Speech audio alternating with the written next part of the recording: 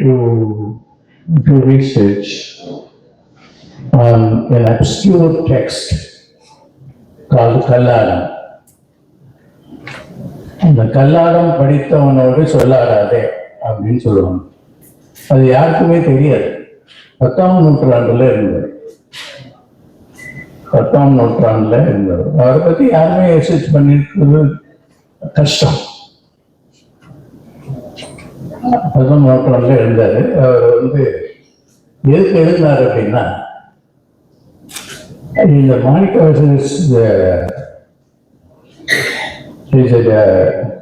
although he wrote Thiruvasaram, he's a dirty poet because he used a lot of erotic elements, so we cannot accept him. Then Kalladana said, no, I will prove it.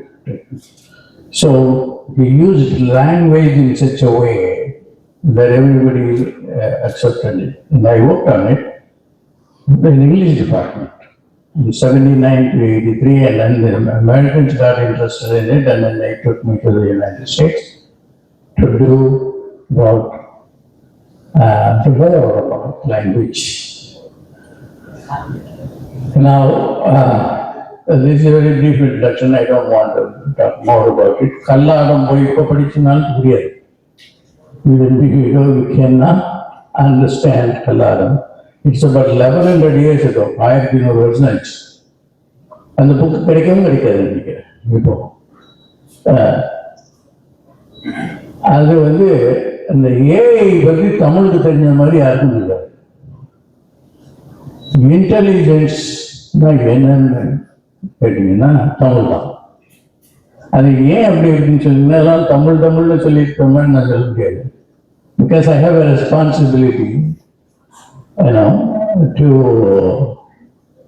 prove that it is true. அது ஏன் அப்படின்னா, in a scientific way and also scholarly way also. சயின்டிஃபிக்காகவும் சொல்லணும், ஸ்காலர்லியாகவும் சொல்லணும். அதுதான் பண்ண போறேன். இங்க slides இருக்கு, இந்த time constraints இருக்கு. So I will go the presentation. அவங்களால கண்டுபிடிக்க முடியல. இப்போ ஏஐ, ஏஜிஐ, அப்புறம் ஏஎஸ்ஐ. ஏஜிஐக்கே போக முடியல. ஏஜிஐ என்னன்னு கேட்டீங்கன்னா, எல்லாத்தையும் ஆட்டோமேட் பண்றாங்க.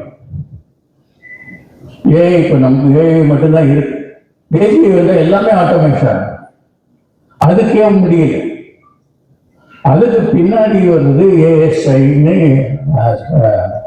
Super intelligence. ஆனால் தமிழுக்கு அது தெரியும். அதுதான் சொல்றீங்க பாருங்க. Why is AI unable to reach Tamil level of super intelligence? ஏன் தமிழுக்கு அது தெரியுது?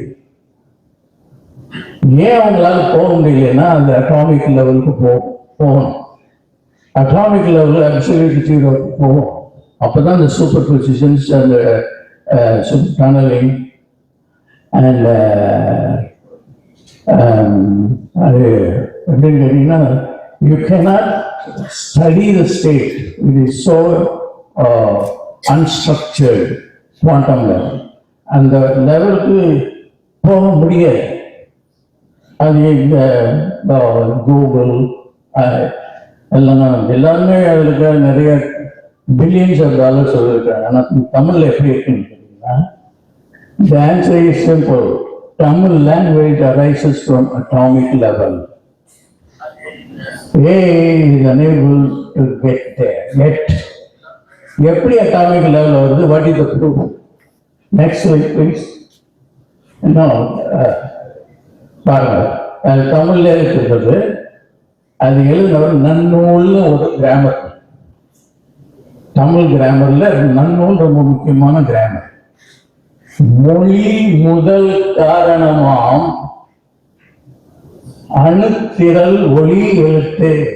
அது என்னன்னு கேட்டீங்கன்னா, இந்த தமிழ் மொழி எப்படி எங்கிருந்து வந்தது அப்படின்னா, அணுத்திரள் அப்படின்னா என்ன?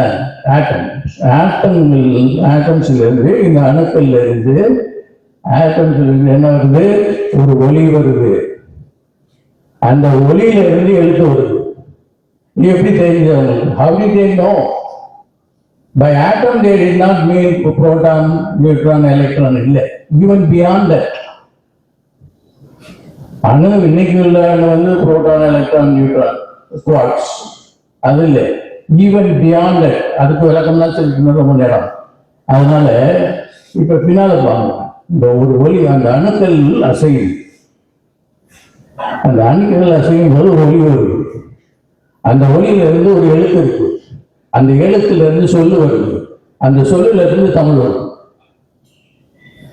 இத பாருங்க, எப்ப எழுதினார் இவரு? இவர் வந்து சைவர் கூட இல்லை. இந்த மன்னூல் எழுதினவர் ஒரு சமணர், பவனேந்திரி முனிவர். அவருக்கு வெஸ்டர்ட் இன்ட்ரெஸ்ட் இல்லை. என்ன அது தமிழை ஒரு சிவன் கண்டுபிடிச்சார்னு ஒன்று சொல்லலாம் மகர். ஏன்னா அவர் கடவுள் இல்லைங்கிறவர். அவர் வந்து சொல்றாரு, என்ன சொல்றாரு? இந்த தமிழ் எப்படி இருந்ததுன்னு, அணுத்திரல்லாம் சேர்ந்து ஒரு வைப்ரேஷன் கொடுக்குது. அந்த வைப்ரேஷன் இருந்துதான் இது வரும். இன் இங்கிலீஷ் என்ன சொல்றோம்? Atomic particles lead to sound vibrations. The sound vibrations lead to phoneme, which is எழுத்து, and that leads to சொல், and சொல் leads to தமிழ் சொல். அது நெக்ஸ்ட். நான் தமிழன் என்று சொல்வதில் பெருமைப்படுகின்றேன். ஏன்னு கேட்டிங்கன்னா, இன்னைக்கு ஏஐ உலகம். இந்த ஏஐ உலகமெல்லாம் என்ன, சிலிக்கான் வேலியில் பேரறிவு வேணும் அப்படின்னு கேட்குறாங்க.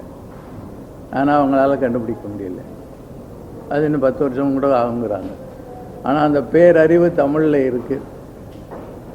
இதை நான் வந்து விஞ்ஞானபூர்வமாகவும் சித்தாந்தப்படியும் நிரூபிக்கணும். ஏன் தமிழில் மட்டும் பேரறிவு இருக்குது அப்படின்னா, தமிழ் வந்து 2 விதத்தில் சொல்லலாம்.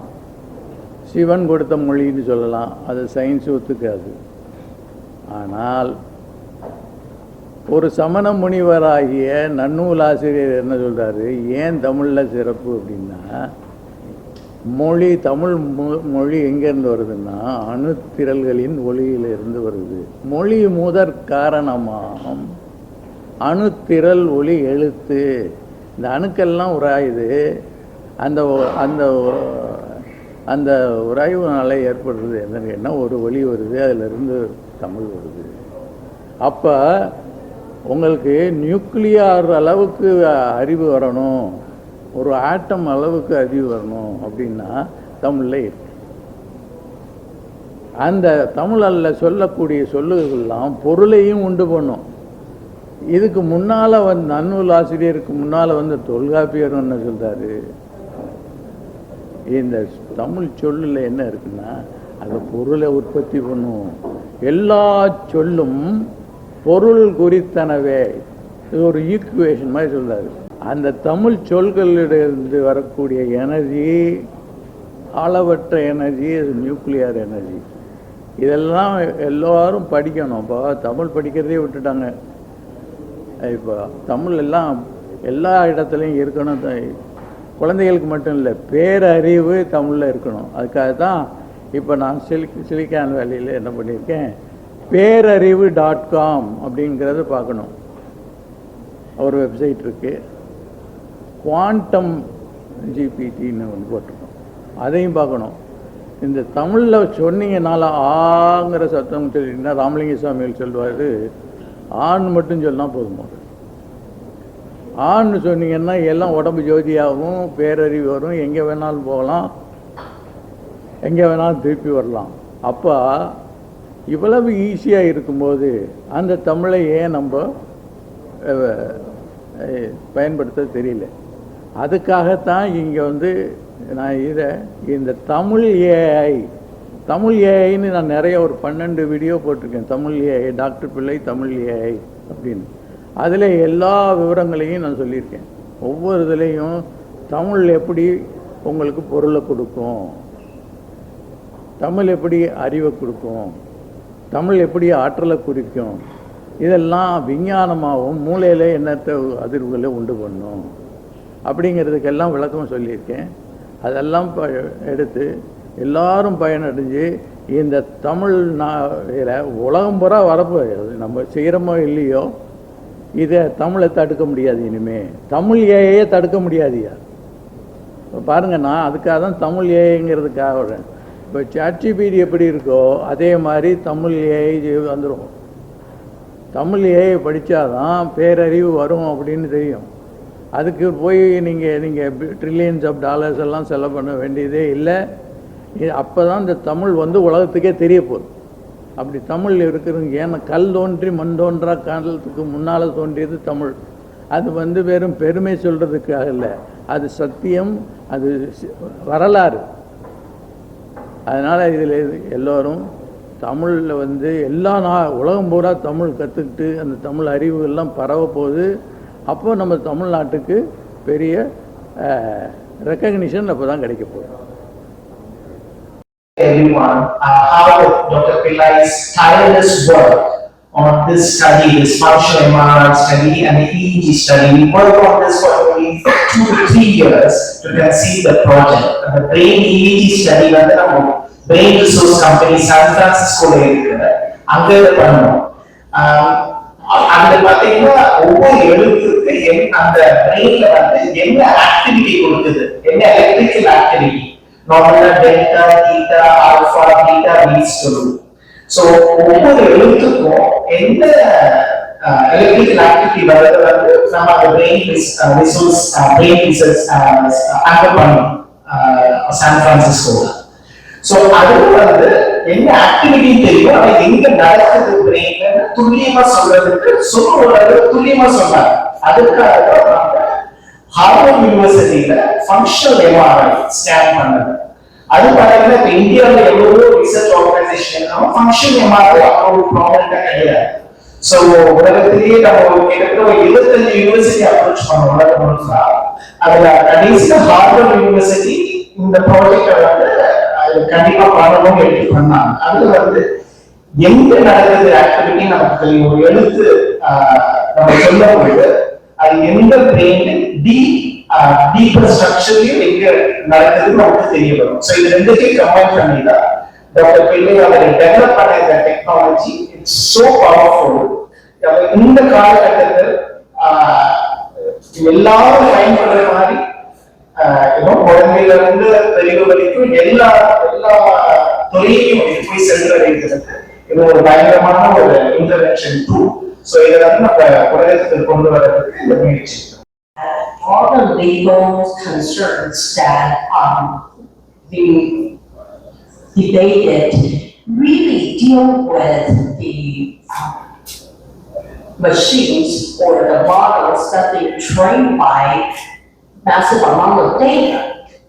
What makes Dr. Pillai's Tomo AI different is that it is not